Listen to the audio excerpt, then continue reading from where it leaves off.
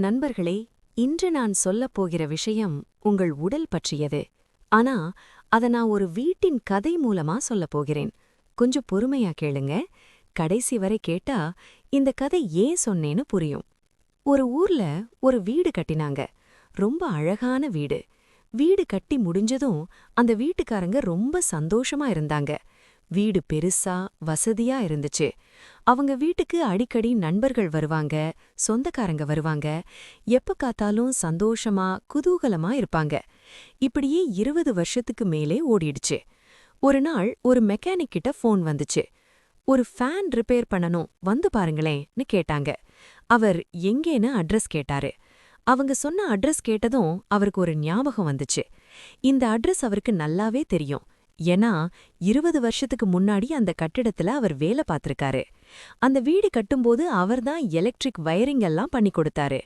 சரிங்க, நான் வந்து பாக்குறேன்னு சொல்லிட்டு அடுத்த நாள் காலையில அந்த வீட்டுக்கு வந்தாரு. 20 வருஷம் கழித்து அந்த மெக்கானிக் மறுபடியும் அந்த வீட்டுக்கு வராரு. அப்போ அந்த வீடு எவ்வளவு அழகா இருந்துச்சுன்னு அவருக்கு நல்லா ஞாபகம் இருக்கு. வீட்டை வெளியிலேயே பார்த்ததும் அவருக்கு அதிர்ச்சி. பெயிண்ட் எல்லாம் உதிர்ந்து சுவரெல்லாம் பிடிஞ்சு பில்டிங் சேதமானது வெளித்தோற்றத்திலேயே தெரிஞ்சிருச்சு. இதென்ன, இவ்வளவு அழகான வீடு வெளியிலேயே இப்படி இருக்கே? கதவை தட்டிட்டு உள்ள போனாரு. உள்ள நிலைமை வெளியே விட மோசமா இருந்துச்சு. சுவரெல்லாம் விரிசல், பெயிண்ட் பொலிவு இழந்து சுவத்திலிருந்து சுண்ணாம்பு கீழே விழறா மாதிரி இருந்துச்சு. மின் வயரெல்லாம் தொங்கிக்கிட்டு இருந்துச்சு. சில இடத்துல வயர் துண்டிச்சு கிடந்துச்சு. அடுக்களை பக்கம் போனாரு. அங்க என்ன பார்த்தாரு? வாங்கி வச்ச மளிகை சாமானெல்லாம் கெட்டுப் போயி அதுல புழு பூச்சி ஆடுது. கரப்பான் பூச்சி ஓடுது. கழுவும் இடத்துல தண்ணீர் தேங்கி நாற்றம். அடுப்ப பத்த வச்சு பார்த்தாரு, சரியா எரியல. குளியலறைக்கு போனாரு. கதவு சரியா மூடல. தண்ணீர் குழாயிலிருந்து லீக் ஆகுது. தண்ணியும் சரியா வரல. அங்கேயும் அடைப்பு, நாற்றம். படுக்கை அறைக்கு போனாரு. அங்க நிலைமை இன்னும் மோசமா இருந்துச்சு. கட்டில் உடைஞ்சு கிடந்துச்சு. கண்ணாடி உடைஞ்சு சிதறி கிடந்துச்சு. ஜன்னல் உடைஞ்சு கதவு சரியா மூடாம தொங்கிக்கிட்டே இருந்துச்சு. சுவரெல்லாம் அழுக்கு படிஞ்சு சுற்றுப்போடு எல்லாம் உடைஞ்சு உதிர்ந்து கிடந்துச்சு. மொத்தத்துல அந்த அறையே பாழடைஞ்ச மாதிரி இருந்துச்சு. அந்த மெக்கானிக் மனசு ரொம்ப கலங்கி போச்சு. இந்த வீட்டை கட்ட இவர் அப்பா அம்மா எவ்வளவு கஷ்டப்பட்டிருப்பாங்க, எவ்வளவு கனவு கண்டிருப்பாங்க. நல்ல மணல், நல்ல சிமெண்ட், நல்ல கம்பின்னு எல்லாத்தையும் தரமா வாங்கி கூடவே நின்னு கட்டுனாங்க. எலக்ட்ரிக், பிளம்பிங் எல்லாத்தையும் நல்ல தரமான பொருட்களா வாங்கி பதிச்சாங்க. இந்த வீடு அவங்க கனவு வீடு. அப்போ நானும் கூட இருந்து கட்டி கொடுத்தேனே. அந்த மெக்கானிக் வீட்டுக்காரர்கிட்ட வந்து சொன்னாரு, நீங்க என்ன ஃபேன் ரிப்பேர் பண்ண வர சொன்னீங்க. ஆனா நான் உங்க ஃபேனை மட்டும் ரிப்பேர் பண்ணிட்டு போக முடியாது. என் மனசு அதுக்கு அனுமதிக்க மாட்டேங்குது. இந்த வீட்டை கட்ட உங்க அப்பா அம்மா ரொம்ப கஷ்டப்பட்டாங்க. நல்ல மணல், நல்ல சிமெண்ட், நல்ல கம்பின்னு எல்லாத்தையும் தரமா வாங்கி கூடவே நின்னு கட்டினாங்க. எலக்ட்ரிக், பிளம்பிங் எல்லாத்தையும் நல்ல தரமான பொருட்களா வாங்கி பதிச்சாங்க. இந்த வீடு அவங்க கனவு வீடு. அப்போ நானும் கூட இருந்து கட்டி கொடுத்தேனே. ஆனா இப்ப பாருங்க, இப்படி ஆயிடுச்சு. அப்பப்போ சின்ன சின்ன வேலைகளை செய்திருந்தா இந்த அளவுக்கு மோசமாகி இருக்காதே. கொஞ்சம் பெயிண்ட் அடிச்சிருந்தா, கொஞ்சம் வயரை சரி பண்ணியிருந்தா, கொஞ்சம் பைப்பை டைட் பண்ணியிருந்தா இவ்வளவு நாளும் நல்லாத்தானே இருந்திருக்கும். ஆனா பைப்புல இருந்து நீர் ஒழுகி ஒழுகி பில்டிங் சேதமாயிடுச்சு. சாக்கடை தண்ணி இறங்கி இறங்கி அஸ்திவாரமே டேமேஜ் ஆயிடுச்சு. வயரிங் சரியில்லாததால எலக்ட்ரிக் பொருட்கள் எல்லாம் பழுதாயிடுச்சு. இவ்வளவு நஷ்டமும் இவ்வளவு கேடும் அவ்வப்போது சரி பண்ணாததுனால தான் வந்திருக்கு. நான் இப்ப ஃபேன் ரிப்பேர் பண்ணி தரேன். ஆனா வீட்டை முழுசா சரி பண்ணணும்னா நான் பார்த்ததை எல்லாம் சுவர், வயர், பைப்பு, சாக்கடை, கதவு, ஜன்னல், கட்டில், கண்ணாடி, சுற்றுப்போடு, பெயிண்ட் எல்லாத்தையும் ஒவ்வொன்னா சரி பண்ணணும். அதுக்கு நிறைய நேரமும் வேலையும் வாங்கும். அப்பதான் இந்த வீடு மறுபடியும் பழிச்சுன்னு ஆகும். அப்பதான் நீங்க இதுல சந்தோஷமா வாழ முடியும். ஆனா ஒன்னு ஞாபகம் வச்சுக்கோங்க, இந்த வீட்டை இப்படி பாழாக்கிக்கிட்டே இருந்தா கொஞ்ச நாள்ல இடிஞ்சே விழுந்துடும். அதனால இப்போ இருந்தபடியே பராமரிச்சு காப்பாத்துறது தான் ஒரே வழி. கொஞ்சம் கொஞ்சமா சரி பண்ணி பழைய நிலைமைக்கு கொண்டு வர முடியும். இன்னும் நேரம் இருக்கு. ஆனா இனியாவது பராமரிக்க ஆரம்பிச்சாகணும். உங்க அப்பா அம்மா கட்டின கனவு வீட்டை காப்பாத்துங்க. இந்த கதை கேட்டீங்களா? இப்போ இதையே நம்ம உடம்போட ஒப்பிட்டு பாருங்க. நம் உடல் நம்ம அம்மா அப்பா நமக்கு கொடுத்த வீடு. ஒரு வீட்டை கட்ட எவ்வளவு கவனமா நல்ல பொருட்களை தேர்ந்தெடுக்கிறோமோ அதைவிட அதிக கவனமா அவங்க நம்மள உருவாக்கினாங்க. அவங்க சம்பாதிச்சதெல்லாம் நமக்குத்தான். அவங்க சேமிச்சு வச்சதெல்லாம் நமக்குத்தான். அவங்க கஷ்டப்பட்டதெல்லாம் நமக்காகத்தான். அவங்க உழைச்சதெல்லாம் நமக்காகத்தான். அனைத்துமே நமக்காகத்தான். நமக்காக அவங்க எத்தனையோ கஷ்டப்பட்டிருப்பாங்க. அவங்க நமக்கு கொடுத்த இந்த உடலை வாங்க நாம ஒரு காசு கூட செலவழிக்கல. ஒரு நாள் கூட கஷ்டப்படல. இந்த உடல் அவங்களோட அன்பினால் நமக்கு கிடைத்த பரிசு. இதனாலதான் நம்ம பெற்றோர்கள் எப்ப பார்த்தாலும் உடம்பு எப்படி இருக்கு, நல்லா சாப்பிடுறியா, உடம்ப பாத்துக்கோன்னு சொல்லிக்கிட்டே இருப்பாங்க. அவங்க சொல்றது வெறும் வார்த்தை இல்ல. இந்த உடல் அவங்களோட கஷ்டப்பட்டு உருவாக்கினது, அவங்களோட அன்போடு வளர்த்தது. அதனால அவங்களுக்கு அந்த அக்கறை இருக்கு. அத நாம புரிஞ்சுக்க மாட்டோம். ஆனா நாம என்ன பண்ணோம்? நம்ம வாழ்க்கையில எப்பவும் மத்தவங்களையே கவனிச்சிட்டு இருந்தோம். நண்பர்கள், உறவினர்கள், சகோதர சகோதரிகள், வியாபார நண்பர்கள், இவங்க எல்லாருக்காகவும் வியாபாரத்துக்காகவும் நாம ஓடியாடி கஷ்டப்பட்டோம். இவங்க எல்லாருக்காகவும் நாம ஓடினோம். ஆனா நமக்காக மட்டும் ஓடினோமா? இல்ல, நம்மள மட்டும் கவனிக்க மறந்துட்டோம். இப்போ இந்த உடம்ப நாம பராமரிக்கிறோமான்னு யோசிங்க. உடம்ப பராமரிக்கலனா என்ன ஆகும்? ஒரு நாள் முதுகுல வலி எடுக்கும், முழங்கால் வலிக்கும், தூக்கம் சரியா இருக்காது, சாப்பிட்டது ஜீரணமாகாது, மூச்சு வாங்கும், ரத்த அழுத்தம் ஏறும், சர்க்கரை ஏறும், உடம்பெல்லாம் சோர்வா இருக்கும், தோல் பொலிவு இழக்கும், உடம்பே பாழடைஞ்ச மாதிரி ஆயிடும். இப்ப சொல்லுங்க, இப்படி ஒரு உடம்புல நாம சந்தோஷமா வாழ முடியுமா? நம்ம குடும்பத்துக்காக, நம்ம நண்பர்களுக்காக நாம எதையும் செய்ய முடியுமா? முடியாது. கொஞ்சம் யோசித்து பாருங்க. சிறு வயதுல நம்ம பெற்றோர்கள் நம்மளை எப்படி வளர்த்தாங்க? இரவில் சரியான நேரத்தில் தூங்க வைப்பாங்க. சாப்பிடும்போது உணவை சரியா சாப்பிடணும்னு சொல்லிக் கொடுப்பாங்க. டிவி பார்த்துக்கிட்டே இருக்கக்கூடாதுன்னு அறிவுரை சொல்லுவாங்க. சுத்தமா இருக்கணும்னு வற்புறுத்துவாங்க. அவங்க இப்படித்தான் நம்மளை கண்ணும் கருத்துமா வளர்த்தாங்க. அதனாலதான் இவ்வளவு நாள் நல்லா இருந்தோம். ஆனா இப்போ நாம என்ன செய்றோம்? நமக்கு நாமே அந்த கவனிப்பை கொடுக்கறோமா? நமக்கு நாமே ரெஸ்ட் எடுக்க சொல்லிக் கொடுக்கறோமா? நமக்கு நாமே சரியான உணவை சாப்பிடுறோமா? இல்லையே. நம்மள வளர்த்த அதே அக்கறைய நமக்கு நாமே காட்ட மறந்துட்டோம். அதனாலதான் இந்த நிலைமை. நீங்க கவனிச்சீங்களா? இப்ப வர நோய்களெல்லாம் நம்ம உடம்பு ரொம்ப நாளா நமக்கு எச்சரிக்கை செய்தும் நாம கண்டுக்காம விட்டதால வந்ததுதான். மத்தவங்கள மட்டும் கவனிச்சுட்டு நம்மள மறந்ததால வந்ததுதான். ஆனா இதையும் சரி பண்ண முடியும். அதுக்குத்தான் நாங்க இருக்கோம். Face natural health care. இத்தனை நாள் நன்றாகத்தான் இருந்தது, இப்போதுதான் ஏன் இப்படி ஆயிடுத்து? இந்த கேள்வி எங்களை நாடி வரும் பலரும் கேட்பதுதான். இதுக்கு எங்க பதில் இதுதான். உங்க பாடி ரொம்ப நாளா உங்களுக்கு சைன் காட்டிக்கிட்டே இருந்துச்சு. அதிகமா சாப்பிடும்போது வயித்துல கணக்கும், அதிகமா வேலை பண்ணும்போது களைப்பு வரும், தூக்கத்தை குறைக்கும்போது கண்ணுல எரிச்சல், மனசு கஷ்டப்படும்போது தலைவலி. இப்படி எத்தனையோ தடவை உங்க பாடி உங்களை தடுத்திருக்கு. ஆனா நீங்க அதையெல்லாம் பரவாயில்லை, சரியாயிடும்னு நினைச்சு தள்ளி போட்டுட்டீங்க. இப்போ அதே பாடி தான் இந்த பிரச்சனையா உங்க முன்னாடி நிக்குது. உங்கள் உடல் ஒவ்வொரு முறையும் போதும் நிறுத்துன்னு சொல்லிக் கொண்டிருந்தது. ஆனா நீங்க அதை மீறி அதனோடு போராடி உங்கள் இஷ்டப்படியே செய்தீர்கள். அந்த எச்சரிக்கைகளை பரவாயில்லை, சரியாயிடும், அல்லது இன்னும் கொஞ்ச நாள் போகட்டும்னு நினைச்சு ஒதுக்கிவிட்டீர்கள். இப்போது அதன் விளைவைத்தான் பாக்குறீங்க. ஆனா கவலைப்படாதீங்க, இப்பவும் காலம் தாழ்த்தல. நீங்க இப்ப வந்தது சரியான நேரம்தான். உங்கள் உடல் இப்பவும் உங்க கூடத்தான் இருக்கு. அதை சரி பண்ண நாங்க இருக்கோம். நாங்க உங்களை பாக்குறோம், உங்க உடம்ப பரிசோதிக்கிறோம். அப்பதான் தெரியுது உங்க உடம்பு முழுக்க எவ்வளவு பிரச்சனைகள் இருக்கு. நீங்க சொன்ன பிரச்சனை மட்டும் இல்ல, இன்னும் நிறைய இருக்கு. இப்படி ஒரு நல்ல உடம்பு, இவ்வளவு அழகான உடம்பு இவ்வளவு கெட்டு போயிருக்கே. இத பார்க்கும்போது எங்க மனசு வலிக்குது. நாங்க டாக்டர்கள் தான், ஆனா அடிப்படையில நாங்களும் மனிதர்கள்தான். உங்களை பார்க்கும்போது எங்களுக்கு இந்த உடலை கட்டி கொடுத்த உங்க பெத்தவங்க ஞாபகம் வருது. அவங்க எவ்வளவு கஷ்டப்பட்டிருப்பாங்க, இத்தனை வருஷம் உங்களை பாதுகாக்க எவ்வளவு கனவு கண்டிருப்பாங்க. ஆனா ஒரு சின்ன பராமரிப்பு இல்லாத நாள் இத்தனை பெரிய பாதிப்புக்கு காரணமாயிடுச்சு. இதில் பல பிரச்சனைகளை எங்களால உங்களுக்கு சொல்லக்கூட முடியாது. ஏன்னா நீங்க பயந்துட்டீங்கன்னா நீங்க எங்க கூட இருந்து வேலை செய்ய மாட்டீங்க. பயம் இருந்தா ஒண்ணுமே செய்ய முடியாது. உதாரணத்துக்கு, ஒரு சுவத்துல ஒரு சின்ன வெடிப்பு வருதுன்னு வச்சுக்குங்க. அது பில்டிங் இடிஞ்சு விழுறதுக்கு அடையாளமா இருக்கலாம். ஆனா அந்த வெடிப்பு இருக்கிறதாலேயே பில்டிங் இடிஞ்சு விழுந்துடும்னு சொல்ல முடியாது. ஆனா அது ஒரு எச்சரிக்கை சம்யானம். இப்போ இருக்கிற டெஸ்டிங் உபகரணங்கள்ல வியாதி வந்த பிறகுதான் சொல்ல முடியும், வரத்துக்கு முன்னாடி கணிக்க முடியாது. ஆனா எங்களோட பயிற்சி பெற்ற டாக்டர்கள் அந்த சின்ன சின்ன அறிகுறிகளை வச்சு வியாதி வரத்துக்கு முன்னாடியே கணிச்சிடுவாங்க. அதுதான் எங்களோட விசேஷம். ஆனா நிஜம் என்னன்னா, எங்களால் சரி பண்ண முடியும். உங்க உடம்புக்கே தன்னை குணப்படுத்திக்கிற சக்தி இருக்கு. அதை தூண்டுறதுதான் எங்க வேலை. இது ரொம்ப கெட்டு போயிருந்தாலும் சரியான நேரத்துல வந்தீங்கன்னா ஒவ்வொன்னா மெதுவா உங்க உடம்போடு சேர்ந்து வேலை செய்து எல்லாத்தையும் சரி பண்ண முடியும். இதத்தான் நாங்க உங்களுக்கு புரிய வைக்க முயற்சி செய்றோம். இந்த எங்களோட குணமளிக்கும் வேலை உங்களோட சேர்ந்து தான் செய்ய முடியும். நாங்க மட்டும் செய்யறதில்ல, நீங்களும் எங்க கூட இருக்கணும். நாங்க சொல்றத நீங்க கேட்கணும். நாங்க காட்டி தர்றத நீங்க பண்ணி பார்க்கணும்.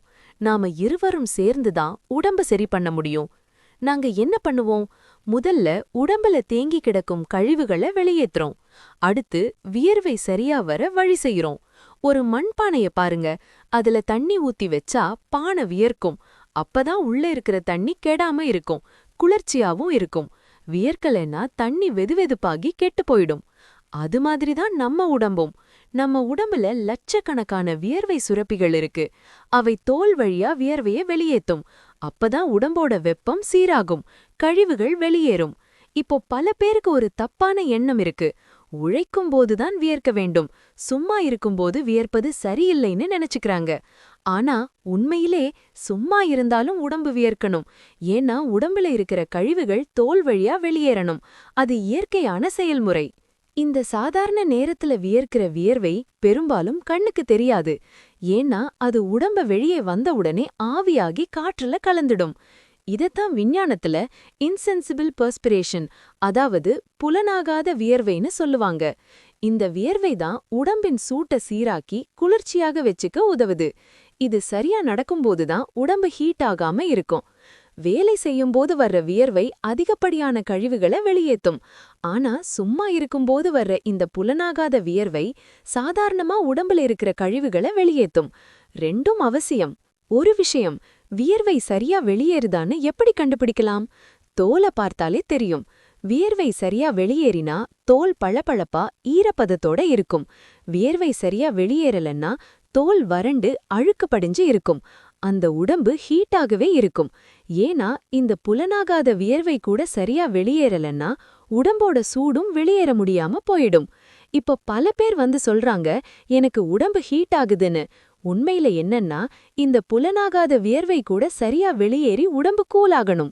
அந்த உண்மை தெரியாம எனக்கு உடம்பு ஹீட் ஆகுதுன்னு நினைச்சிட்டு இருக்காங்க. வியர்வை தான் உடம்போட இயற்கையான கூலிங் சிஸ்டம். அது கண்ணுக்கு தெரிஞ்சா சரி, தெரியாட்டியும் பரவாயில்ல, அது நடந்துகிட்டே இருக்கணும். இந்த வியர்வை சரியா வெளியேறலன்னா உடம்புக்குள்ளேயே வெப்பம் தேங்கி உடம்பு ஹீட் ஆக ஆரம்பிக்கும். இதுதான் பல நோய்களுக்கு அடிப்படையே. சர்க்கரை, இரத்த அழுத்தம், மூட்டுவலி, தோல் பிரச்சனைகள், இப்படி எத்தனையோ வியாதிகளுக்கு மூல காரணமே இந்த வியர்வை தேக்கம்தான். வியர்க்காத உடம்புனா அது கழிவுகளின் தேக்கம்தான். உடம்புக்குள்ளேயே கழிவுகள் தேங்கி அது பல பிரச்சனைகளை உருவாக்கும். அதனாலதான் வியர்வை மிக முக்கியம். அதனாலதான் நாங்க முதல்ல செய்யற வேலையே இந்த வியர்வை சுரப்பிகளை தூண்டி உடம்ப சுத்தம் பண்றதுதான். அப்புறம் சுவாசத்தை சரி பண்றோம். இத பத்தி தனியா சொல்லணுமா? சுவாசம் இல்லனா உயிரே இல்ல, அவ்வளவு முக்கியமானது. நம்ம உடம்புல இருக்கிற ஒவ்வொரு செல்லுக்கும் ஒவ்வொரு அணுவுக்கும் உயிர் வாழ ஆக்சிஜன் அவசியம். அந்த ஆக்சிஜன் நமக்கு கிடைக்கிற ஒரே வழி சுவாசம்தான். சுவாசம் சரியில்லைன்னா ஆக்சிஜன் சரியா உடம்புக்கு போகாது. அப்போ உடம்புல இருக்கிற அணுக்கள் எல்லாம் சரியா வேலை செய்ய முடியாது. ஒவ்வொரு செல்லும் சரியா இயங்கணும்னா ஆக்சிஜன் சரியான அளவுல கிடைச்சாகணும். அதனாலதான் சுவாசத்தின் அளவை சீர் செய்யறது எங்களோட தலையான பணிகள்ல ஒண்ணு. சுவாசம் சரியானா உடம்பு முழுக்க ஆக்சிஜன் சரியா பரவும். அப்பதான் உடம்புல இருக்கிற ஒவ்வொரு பாகமும் சரியா வேலை செய்யும். அதுக்கப்புறம் ஜீரண சக்தியை சரி பண்றோம். சாப்பிட்டது ஜீரணிக்கணும், அதுல இருக்கும் சத்த உடம்பு உறிஞ்சுக்கணும். இதுக்காக நாங்க essential oil massage, steam therapy எல்லாம் பயன்படுத்துறோம். அதன் பிறகு இரத்த ஓட்டத்தை சரி பண்றோம். இரத்த ஓட்டத்துல அடைப்பு இருந்தா இதயம் கஷ்டப்படும். இதை சரி பண்ண நாங்க கப்பிங், ரிஃப்ளெக்ஸாலஜி, ஐஏஎஸ்டிஎம் டூல்ஸ் எல்லாம் பயன்படுத்துறோம்.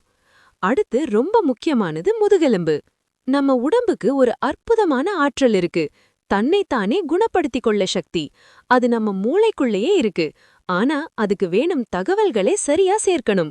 அந்த தகவல்களை சேர்க்கிறது நரம்பு மண்டலம். நரம்புகள் மூலமாதான் உடம்புல இருக்கிற ஒவ்வொரு பாகத்திலிருந்தும் தகவல் மூளைக்கு போகுது. இதுக்கு மத்தியில இருக்கிறது முதுகெலும்பு. இதுதான் முக்கிய பாலம். முதுகெலும்புல ஏதாவது மாற்றம் வந்தாலோ பிரச்சனை வந்தாலோ சரியான தகவல் மூளைக்கு போக முடியாது. அப்போ மூளைக்கு என்ன பண்றதுன்னே தெரியாது. உடம்புல எங்க பிரச்சனை, என்ன பண்ணணும்னு அதுக்கு புரியாது. முதுகெலும்பு சரியா இருந்தா நரம்பு மண்டலம் சரியா வேலை செய்யும். நரம்பு மண்டலம் சரியா இருந்தா மூளைக்கு சரியான தகவல் போய் சேரும். மூளைக்கு சரியான தகவல் கிடைச்சா அது உடம்ப தானாவே சரி பண்ண ஆரம்பிச்சிடும். அதனாலதான் நாங்க முதுகெலும்பு சரி பண்றதுல மிக கவனமா இருக்கும். முதுகெலும்பு சரி பண்ணினா அது ஒரு மிராக்கிள் மாதிரி வேலை செய்யும். உடம்பு தானாவே பழைய நிலைமைக்கு திரும்ப ஆரம்பிச்சிடும். வியாதிகள் கூட தானாவே சரியாக ஆரம்பிக்கும். முதுகெலும்பு சரியா இருந்தா மூளை சரியா வேலை செய்யும். மூளை சரியா இருந்தா உடம்பு தானாவே குணமாகும். அவ்வளவுதான். அடுத்து மூட்டுகள்ல இருக்கிற வலிய போக்குறோம். மூட்டுகள் சுதந்திரமாக இயங்க வேண்டும். முழங்கால், முதுகு, தோள், கை, கால் எல்லா மூட்டுகளும் வலி இல்லாம சரியா வேலை செய்யணும். கடைசியா தோல் பொலிவை அதிகரிக்கிறோம். உங்க தோல் பொலிவா இருந்தாதான் நீங்க ஆரோக்கியமானவங்கன்னு மத்தவங்க மதிப்பாங்க.